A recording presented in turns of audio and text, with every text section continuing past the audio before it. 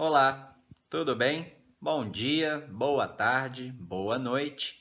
Aula passada a gente falou sobre o sistema respiratório e a aula de hoje é a aula de número 22 e a gente vai falar sobre o sistema circulatório. Então, essa é a primeira parte da aula. Eu dividi em três partes aqui para não ficar muito grande. Então, essa aula foi produzida para os alunos do oitavo ano da Escola Estadual Nila Fará no ano de 2020. O sistema circulatório ele é formado por três componentes principais. Então a gente tem os vasos sanguíneos, que é por onde o sangue vai circular, o coração, que é um órgão que vai impulsionar esse sangue para as demais partes do corpo, e o sangue, que ele, apesar de ser um líquido, ele tem alguns elementos ali imersos nesse líquido. A gente vai ver cada um deles. Vamos começar falando então dos vasos sanguíneos. Os vasos sanguíneos, eles são uma rede de tubos que vão ter paredes ali elásticas, que é por onde o sangue vai circular, e vão existir três principais tipos de vasos sanguíneos. Então, como a gente pode ver aí nessa primeira figura da direita, está representada uma artéria, ela vai circular todo o sangue que vai sair do coração para as demais partes do corpo. E aí, na outra figura da direita, a gente pode perceber aí que essas artérias elas vão se ramificando e diminuindo, formando vasos de calibres menores, que são chamados então de arteríolas. E aí essas arteríolas vão se ramificando também, formando vasos de calibres ainda menores, da espessura, por exemplo, de um fio de cabelo, que são os chamados capilares sanguíneos. A musculatura das artérias, que a gente pode ver na figura da direita, ela é mais grossa do que das veias. Então a camada muscular é justamente essa camada do meio aí vermelha. Então a gente pode perceber que a artéria tem uma camada muscular mais grossa que a das veias, e é justamente porque na artéria o sangue tem mais pressão, né? Ele acabou de sair do coração e tem que atingir as demais partes do corpo. Então o coração bombeia ele numa pressão alta. Então por isso que essa parede muscular é maior da artéria, para aguentar pressões sanguíneas maiores do que a pressão sanguínea que circula aí nas veias. Os capilares sanguíneos, eles são vasos bastante finos e por esse motivo da parede desses vasos ser fina, são vasos permeáveis, ou seja, as substâncias conseguem atravessar a parede desses vasos sanguíneos. Então observem lá na figura da direita, lá embaixo, a gente pode ver essa parede fina dos capilares, e na figura da direita é um capilar que ele é fenestrado, né? Então ele tem fendas, né, buracos, que facilitam a passagem das substâncias. Então a gente estudou lá na aula anterior o sistema respiratório. Então a gente viu lá os alvéolos pulmonares, que estão representados aí também, e a gente pode ver que esses alvéolos pulmonares eles são irrigados por capilares, né? Tem muito capilar sanguíneo, porque é justamente nos alvéolos pulmonares que acontecem as trocas gasosas, né? A hematose. Então o ar entra com oxigênio, o oxigênio atravessa, por exemplo, essas fendas que existem nos capilares e entra no sangue. E aí o gás carbônico que está no sangue atravessa essas fenestras que tem nesses capilares e entra aí nos pulmões, né, no ar, e vai ser eliminado aí no ato da expiração. Então a gente viu aí que as artérias elas vão se ramificando, diminuindo seu calibre, formando arteríolas. Essas arteríolas continuam se ramificando, formando vasos sanguíneos de paredes mais finas, né, calibres menores, que formam então os capilares sanguíneos. Os capilares sanguíneos, eles se reúnem e formam vasos mais grossos, que são chamados de vênulas. E aí essas vênulas vão se agrupar e formar vasos mais grossos, chamados então de veias. E são as veias que fazem o transporte do sangue, né, do corpo em direção ao coração. Então todo o sangue que está chegando, todo vaso sanguíneo que está levando o sangue do corpo, das demais partes, né, do corpo em direção ao coração é chamado de veia. Todo vaso sanguíneo que está levando o sangue em direção do coração para as demais partes do corpo é chamado então de artéria.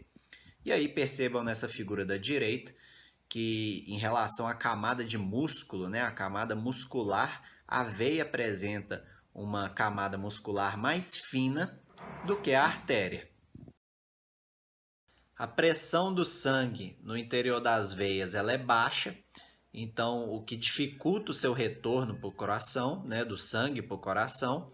Então, por esse motivo que as veias apresentam válvulas, né, que vão impedir o refluxo sanguíneo, ou seja, que o sangue volte para as demais partes do corpo.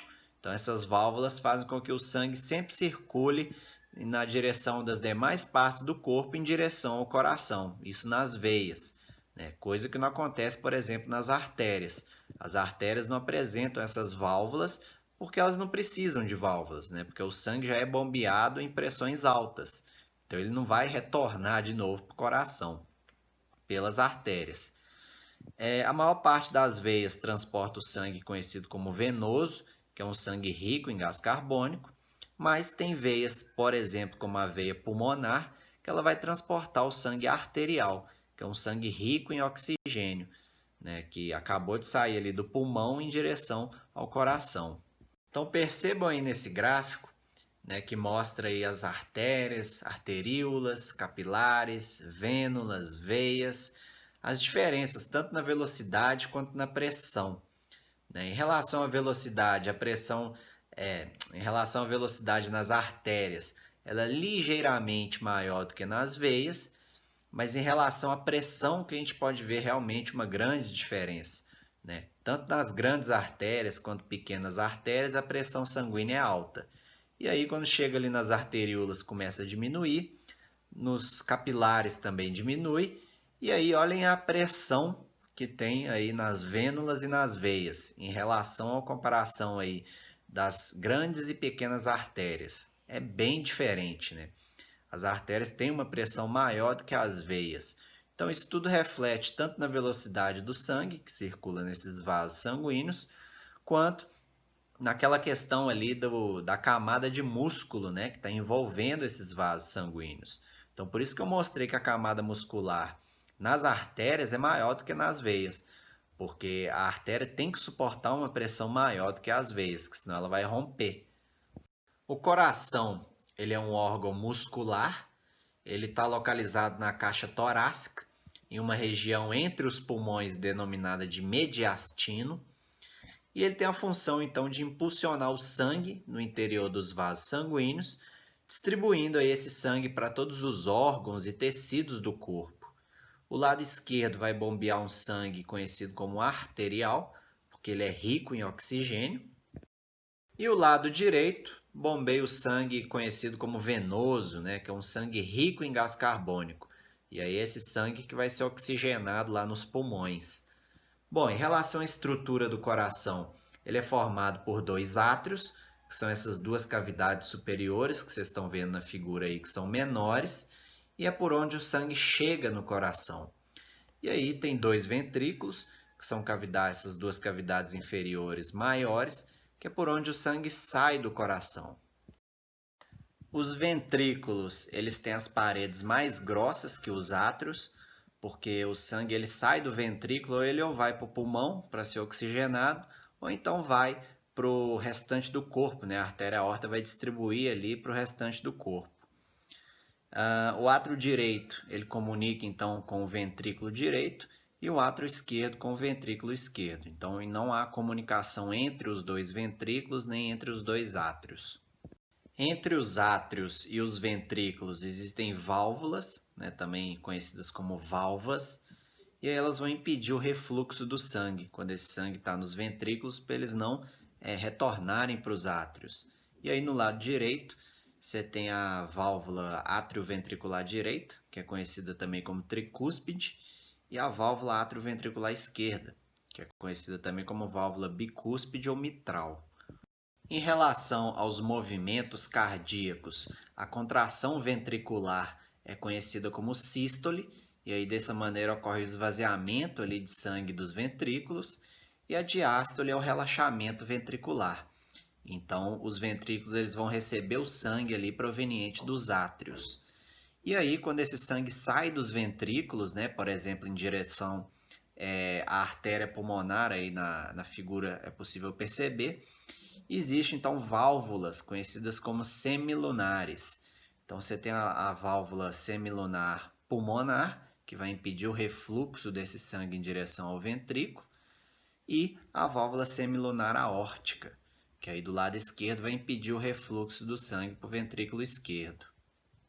Como referências, eu utilizei o próprio livro didático do 8º ano, que a Escola Estadual Nila Fará adota em 2020, que é o livro A Poema. E também utilizei um livro de biologia do ensino médio, eu tirei algumas imagens e informações desse livro de biologia, que já fez parte também do Programa Nacional do Livro Didático. Esse livro A Poema ele faz parte do Programa Nacional do Livro Didático no ano de 2020. Então, se você chegou até aqui, o meu muito obrigado. Se você gostou da aula, deixa o seu joinha aí no vídeo, se inscreve no canal, ativa o sininho de notificações aí para sempre que eu postar uma videoaula nova você ser notificado. E é isso, meu muito obrigado e até a próxima aula.